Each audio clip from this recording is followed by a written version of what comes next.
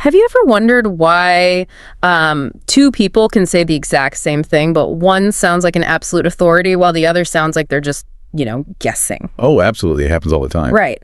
What if the secret to sounding instantly smarter, more professional, and, well, more persuasive comes down to just a handful of simple word swaps? It really does. Yeah. People don't realize how much power a single word holds. Welcome to Everyday English Flow. Daily English practice, natural speaking, and effortless listening flow. Glad to be here. In this deep dive, we are going completely under the hood of the English language. We have a very important learning goal today, and we've broken it down into numbers. We are going to cover exactly 30 essential vocabulary synonyms. 30 powerful tools. Exactly. By the end of this conversation, you will have 30 powerful new tools to instantly upgrade your communication. And this is specifically for you, our listener. Yeah, whether you are aiming for a high score on an English proficiency exam or trying to nail a presentation in a corporate workplace. Or even just an everyday communicator wanting to sound more articulate at dinner parties, right? This deep dive is built for you. Totally. But language is a muscle, isn't it? Oh, 100%. You can't just passively listen to this. I strongly encourage you to practice speaking these words out loud, ideally with a study partner. And if they don't have one? Then use an AI conversation partner. It's an amazing way to build that effortless flow. You have to use the words to own them. Well said.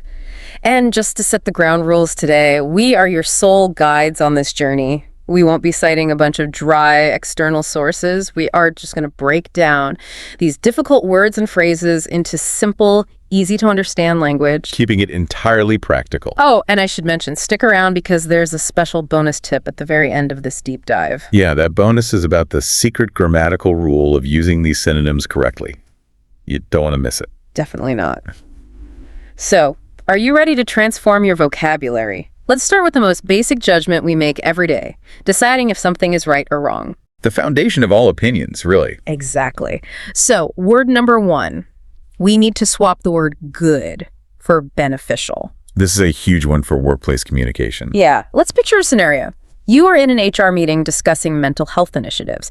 Instead of saying, exercise is good for mental health, you'd say, exercise is beneficial for your mental health. Right, because good sounds like a child's basic observation, like, this cookie is good. Yeah, exactly. But beneficial shifts the tone completely. It sounds formal. It points to a measured advantage. Well, I mean, good is kind of like a blunt instrument, right? Whereas beneficial is a scalpel. It's precise, it's professional. That's a great way to put it. And grammar-wise, it's an easy swap.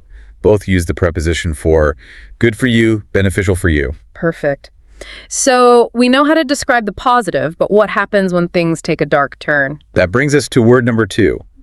We need to swap bad for detrimental. Ah, detrimental. So let's look at daily life, maybe a parenting or tech conversation. People always say, too much screen time is bad for children. Right, which sounds like you're scolding them. Yeah.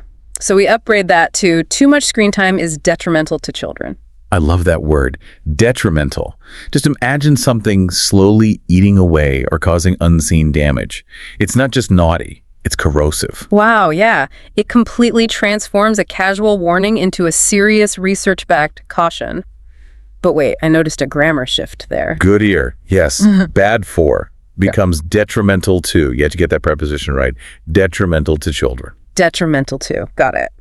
So we've covered the moral judgments, but how do we talk about the sheer size of a situation without sounding simplistic? Well, actually, before we get to size, we need to address words 3 and 4. They go together. Oh, right. Swapping right and wrong. Exactly. We need to swap right and wrong for appropriate and inappropriate. Let's set a workplace email scenario for this. Say you're giving feedback, and you type, using informal language here is inappropriate, instead of saying it's wrong. Because right and wrong imply a moral absolute, like a superhero movie, good versus evil. I mean, telling a coworker they are wrong is just begging for an argument. Exactly. It feels like a personal attack. Yeah. But appropriate shifts the tone to context and suitability. It sounds objective and professional. It takes the sting out of the feedback. It really does. Hey, real quick, if you are enjoying this everyday English flow, please make sure to like, share, and subscribe so we can keep bringing you these deep dives. Yes, please do. Okay, now that we know how to judge things, how do we measure them? Let's look at the words we use for size. This is critical for data.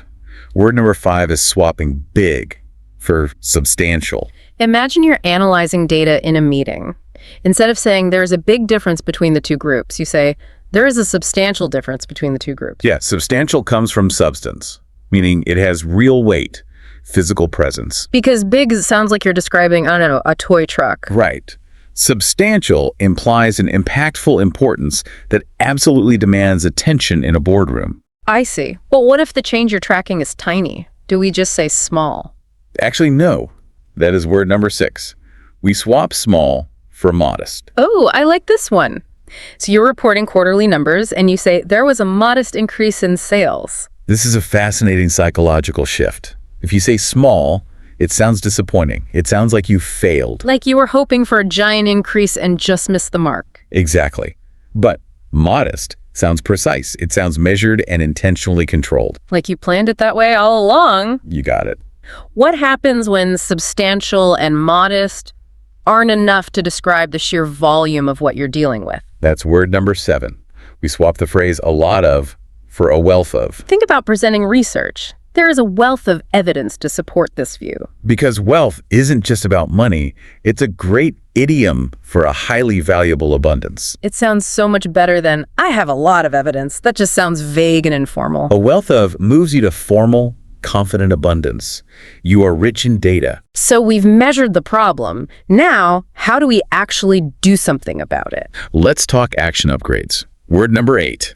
Swap do for carry out. This is huge in academic or corporate planning. Instead of saying scientists do research, we say scientists carry out research. Do is just a casual chore. I do the dishes, I do the laundry. Right, doing is like making a quick sandwich, but carrying out is like preparing a 5-course meal. That's a perfect analogy. Yeah. Carry out implies a formalized, planned execution with actual steps and methodology. After you carry out a task, you usually receive something in return, but getting it sounds too easy, right? Exactly. Word number 9.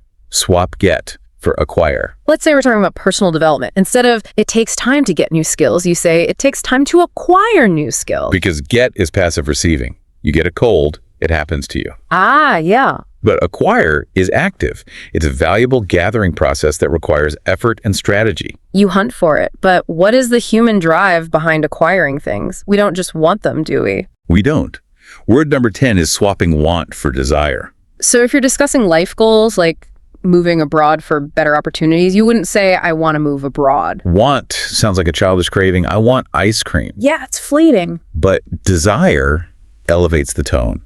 It becomes a profound, long-term human motivation. Sometimes a desire crosses a line and becomes an absolute necessity. How do we express that professionally? Word 11. Swap need for require. Like when you're setting workplace or family boundaries, children require a safe environment. Need can sound desperate.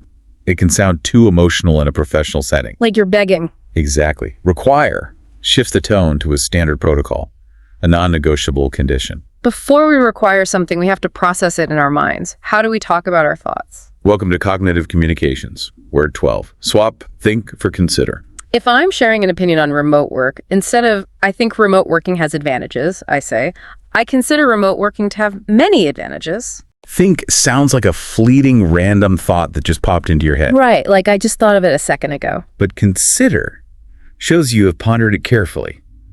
You weighed the options before forming a view. Once you've considered it, it becomes a fact. But how do we agree on facts together? Word 13. Swap know for recognize. In a daily life health discussion, most people recognize that a healthy diet is important. Know is very personal and internal, but recognize implies a shared, universally accepted understanding. We all see it together. Now that we recognize the facts, how do we verbally share them without sounding casual? Word 14. Swap say for state. So if I'm citing an expert on climate change, I wouldn't say the report says. No, say sounds like workplace gossip or hearsay. He said, she said. Right. State is a clear, direct, and authoritative declaration. The report states. Stating a fact is quick, but what if you need to spend an hour on a topic? Word 15. Swap talk about for explore. Oh, I use this one all the time when setting an agenda for a meeting. Today, we will explore the effects of urbanization. Because Talk about sounds like a chat over coffee. Yeah, super unstructured. Explore promises a detailed, multi-angled examination of a topic. It sounds like an expedition. Exploring requires a sharp eye. What words do we use when we actually spot something important? We move to discovery. Word 16. Swap find for identify. If we're trying to understand the causes of a systemic issue, like obesity, we don't just find the causes. Right. You find a lost coin on the street by luck. Right. You identify a complex cause through intentional recognition and analysis. Once we identify a clue, we can't just stare at it. What must we do? Word 17. Swap look at for examine. Reviewing reasons for increased pollution, let's examine the data. Look at is just a casual glance. Examine is academic scrutiny. It's deep inspection. After examining the evidence, you need to present it. But please, don't just show it. Definitely not. Word 18. Swap show for demonstrate. Presenting a graph of renewable energy use. This graph demonstrates the trend. Show is just pointing a finger. Demonstrate is actively proving a point with academic weight. Sometimes the data demonstrates that people are struggling. How do we step in? Word 19. Swap help for assist. Implementing new tech for students. Technology can assist students in learning. Now here's a grammar note. Assist is often followed by in plus a verb. Assist in learning. Not assist to learn. Right. And tone-wise, help implies the other person is helpless. Like you're saving them. Yes. Assist is professional, empowering support. They are doing the work, you are just assisting. We assist others so they can build things. Discussing solar panels, creating clean energy. These panels generate electricity. Make sounds like crafting with glue and paper. Generate implies producing a powerful effect, outcome, or resource. Once you generate a resource, it just sits there until you do what? Word 21. Swap use for utilize. Applying a range of vocabulary. Students should utilize a range of vocabulary. Use is everyday consumption. Utilize means making strategic use of an opportunity or resource to its absolute maximum potential. But what if the thing you are utilizing is incredibly frustrating? Let's talk about difficulties. This is a crucial section. Word 22. Swap hard for demanding. Describing university life or a tough project at work, this semester is highly demanding. Because hard sounds like a complaint. Like you're whining about it. Exactly. Demanding acknowledges that something requires a high level of time, energy, and skill. It sounds respectful of the challenge. And speaking of challenges, that brings us to our next banned word. Word 23. Swap problem for challenge. Discussing city air pollution. Air pollution is a serious challenge facing many cities. A problem is a dead end that causes despair. People give up on problems. Yeah, they do. A challenge is an obstacle that requires effort to overcome. It invites action. And note the collocation there. Challenge facing. That sounds so natural. So you have a challenge facing you. Are you just going to sit there? Now, word 24. Swap deal with for tackle. Government's addressing unemployment. We need to tackle unemployment. Deal with is passive, exhausted coping. Tackle is energetic, purposeful, direct action. Like in sports, when we tackle major challenges, we are looking for a very specific type of impact. How important is it? Word 25. Swap important for crucial. Protecting natural habitats. It is crucial to protect these areas. Important is a watered-down word we use for literally everything. Yeah, I say breakfast is important. Right. But crucial means absolutely essential. It is the pivot point on which everything else rests. Crucial events don't just happen out of nowhere. Something sets them in motion. Let's look at causation in data. Word 26. Swap cause for trigger. Explaining how stress affects health. Stress can trigger health issues. Cause is a generic reason. Trigger suggests a specific event that sets off a powerful pent-up chain reaction. And how do we explain the logic behind that chain reaction? Word 27. Swap because of for due to. Explaining urban migration for jobs. Migration is rising due to job opportunities. Because of is highly conversational. Due to is a polished, formal piece of academic logic. Logic often comes down to tracking the numbers over time. How do we describe when those numbers fly into the sky? Word 28.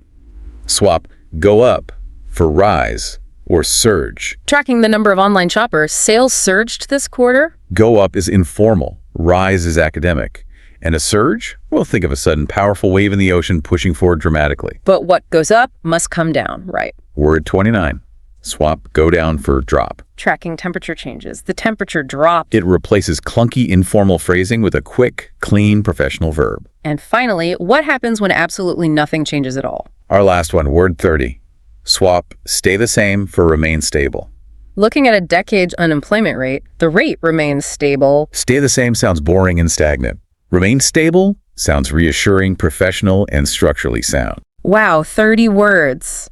That is a lot to take in. How do we actually practice this so it becomes natural? You need to run a translation role play. Oh, I love this. Walk me through it. So one person acts as the casual communicator and speaks a sentence using the basic word. Like, this project is really hard, we need a lot of time. Okay, very casual. Then the partner acts as the professional translator, must immediately repeat the sentence with the upgraded flow. So they would say, this project is extremely demanding. We require a wealth of time. Exactly. You translate on the fly. And again, if you don't have a human partner, you can easily instruct an AI partner to play this exact role-play game to practice your natural speaking and effortless listening flow daily. It works beautifully. Well, we made it to the end, which means it's time to reveal the bonus we promise. Yes. The secret rule. Knowing these 30 synonyms is amazing, but it is not enough on its own. The bonus secret is this. You must know what the listener or the examiner is actually looking for, and that means mastering the advanced grammar attached to the words. This is where people trip up. Remember the examples we discussed. You don't say detrimental for, you say detrimental to. Right. You assist in learning, not assist to learn. The grammar around the word is the true secret to sounding fluent. So true. A big fancy word with bad grammar just sounds clunky.